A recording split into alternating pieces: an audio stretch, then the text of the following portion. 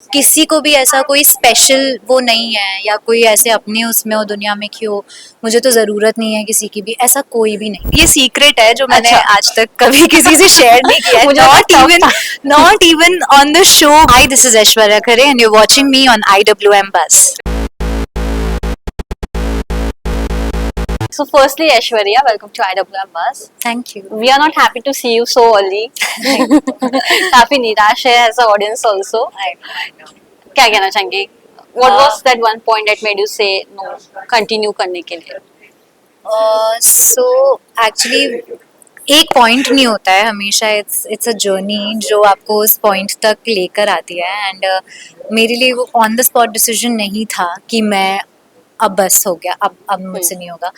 It built up to it. Yeah. पिछला जो एक हफ्ता था मेरे लिए वो बहुत डिफिकल्ट था in terms of mentally also and in terms of my physical health also, because मैं बहुत बीमार थी second week of the show में। मेरी हेल्थ खराब होना स्टार्ट हो गई थी फर्स्ट टास्क से, जो हमारा गोबर वाला टास्क था वहाँ से जो मेरी तबीयत खराब हुई है वो it kept on going, but I pushed my self. और मैंने लिटरली उसके बाद सेकेंड वीक में हर टास्क बुखार में किया है, but I give it my all and I was just pushing my self. And I think kabaddi वाला टास्क जिसमें मैं बाहर आई हूँ, I think that broke me because mental pressure of the competition and the physical exhaustion that I was feeling, वो सब कुछ एकदम ऐसे आपस में collapse हो गया and that became a breaking point for me। and उस टाइम मुझे सिर्फ ये लग रहा था कि I need to think about my health right now because जान है तो जहान है ब्रो। True, true. तो इसके आगे मुझे और बहुत काम करना है and that's why I took this decision।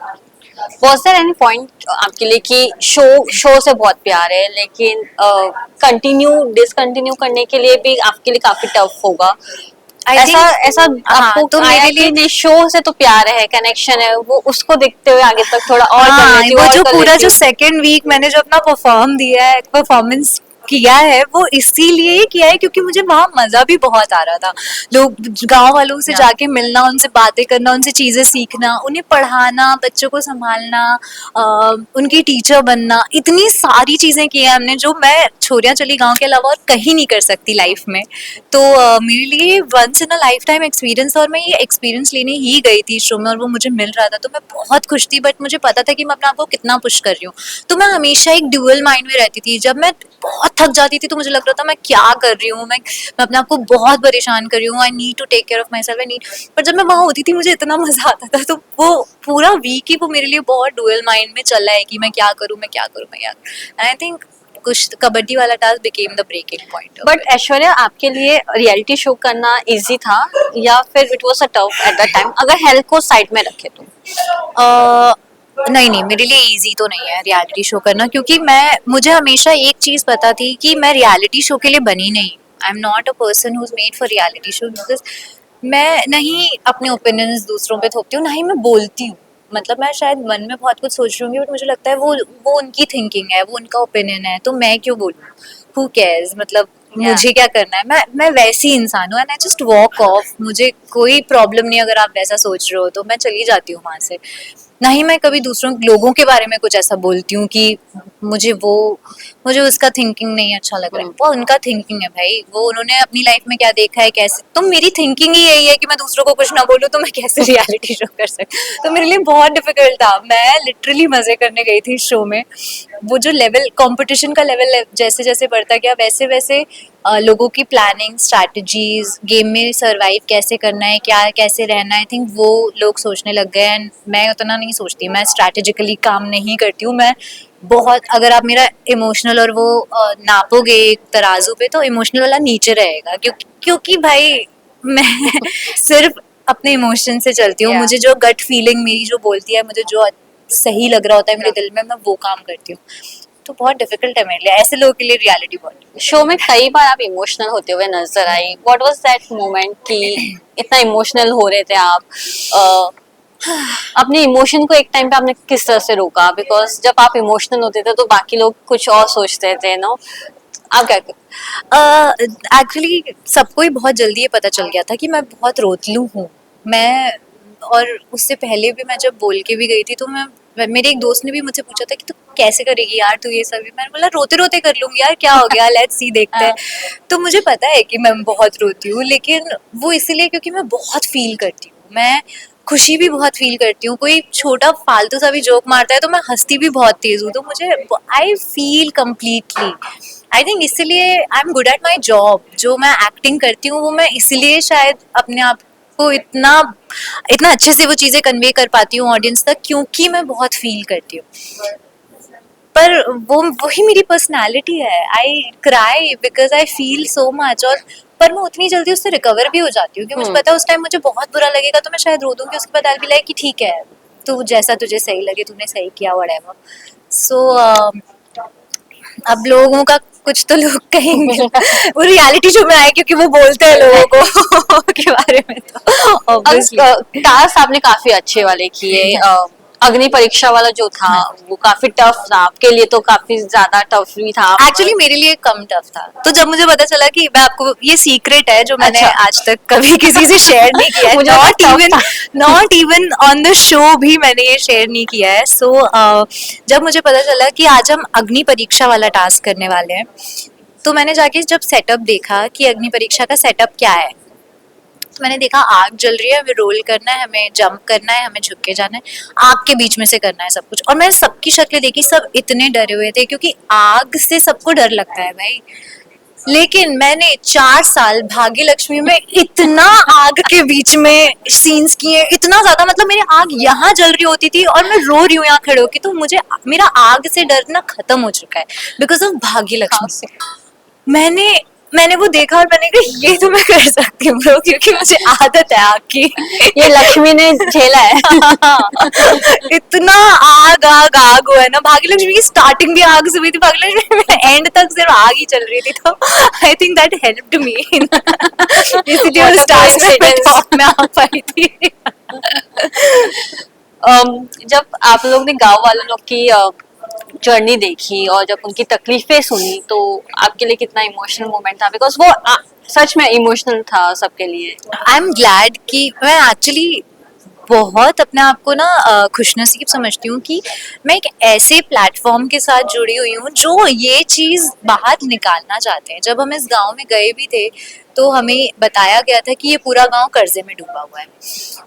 लोगों के पास जाना, उनसे पूछना, उनसे बात करना, उनसे उनकी स्टोरीज निकलवाना कि आपके साथ दिक्कत क्या हुई है, और फिर उसके लिए एक मुद्दा बना के फाइट करना, I think nobody else is doing it.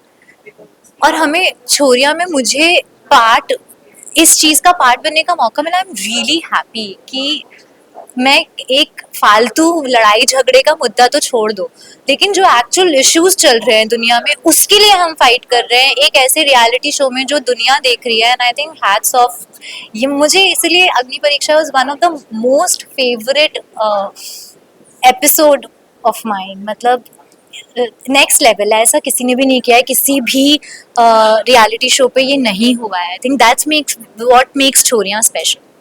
या ऐश्वर्या, काफी कंटेस्टेंट के साथ रहना, सबके अलग अलग थॉट्स रहते हैं। कभी ऐसा हुआ कि कोई कंटेस्टेंट अपने ही शेल में था, या फिर वो अपने ही एक फैन जोन में था, कि मतलब उसकी स्ट्रॉन्ग फैन फॉलोइंग है या उसकी स्ट्रॉन्ग फैंस है? तो आई थिंक वो मैं ही होंगी।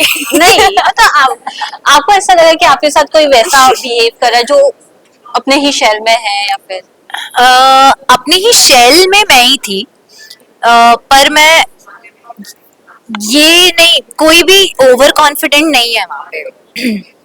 कोई भी ओवर कॉन्फिडेंट नहीं है कि ओ मेरे लिए तो ये है, तो नोबडी इज लाइक दैट। सबको पता है कि उनको मेहनत करनी है और हम दिन से लेके रात तक मेहनत ही करते रहते हैं, कभी कभी अगले दिन तक हम मेहनत करते रहते हैं। तो कोई किसी के पास ओवर कॉन्फिडेंट होने का मौका ही नहीं है कि ओ मेरे पास तो ये है तो नहीं।